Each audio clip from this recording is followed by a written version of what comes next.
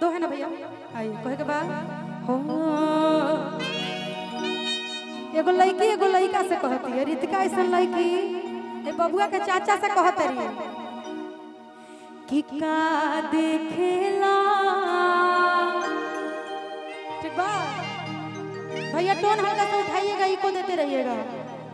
कि ऐसे हंस के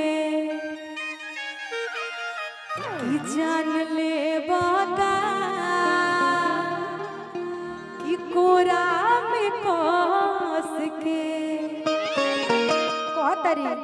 कि प्यार में पागल कि बानी पागल रहे दा ए धनी हो कि अचरे से बांधल दिल बबंधल रहे दा भाव में तनी रितिका मंच टूट जाए वीरेंद्र भैया फिर बनवा दिया भैया एने तक तू हमके देख हम तो के देख का कि का देखेला ऐसे हाथ के जान ले बागा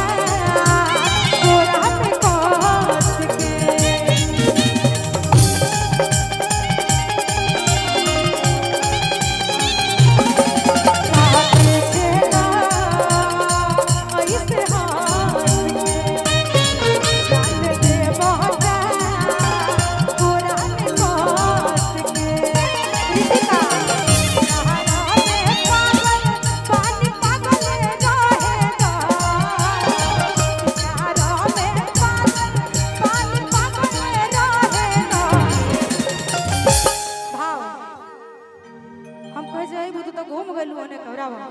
कि प्यार में पागल पानी पागल रहे दो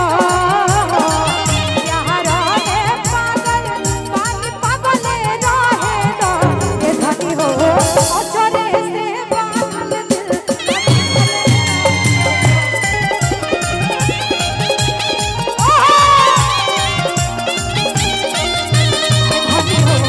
अचरे से बांधल दिल बंधल रहे दो